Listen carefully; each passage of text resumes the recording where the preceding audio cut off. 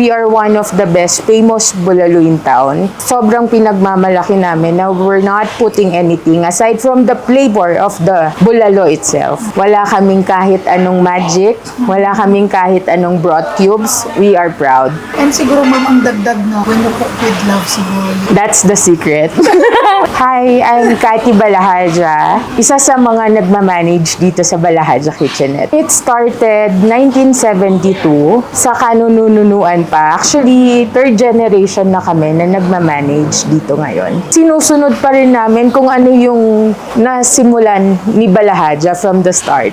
Until now, we're still doing it. It's original recipe, original na timpla, original lahat. We are one of the best famous bulalo in town. Sobrang pinagmamalaki namin na we're not putting anything aside from the flavor of the bulalo itself. Wala kaming kahit anong magic, wala kaming kahit anong broth cubes. We are proud.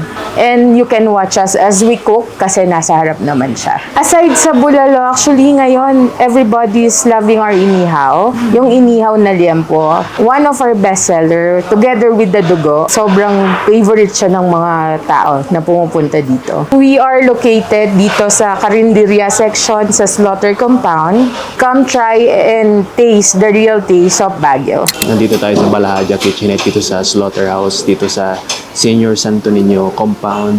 Kilala sila sa bulalo. Sabi nga ni Ma'am Kath, puro, natural, walang kung anong mga nilagay, yung natural na flavors lang ng baka. Ito yung kanilang bulalo. Pwede kang magpadagdag ng vegetables o if you want it naked, na walang sabaw lang tsaka karne, pwede din naman.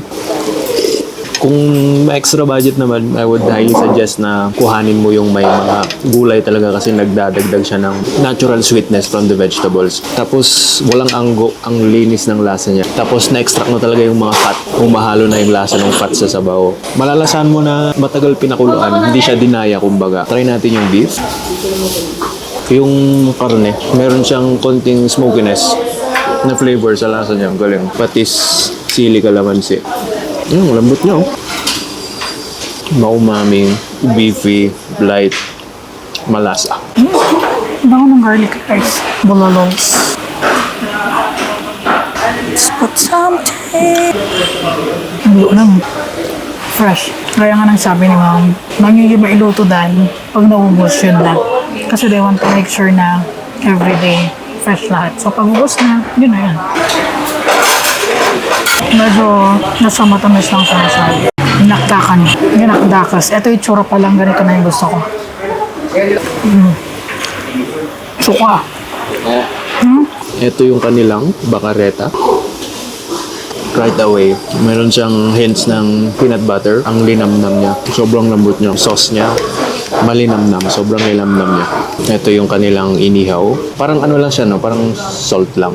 Or salt and pepper. Simple lang, no? Walang aftertaste, walang amoy. Malambot naman. Smoky.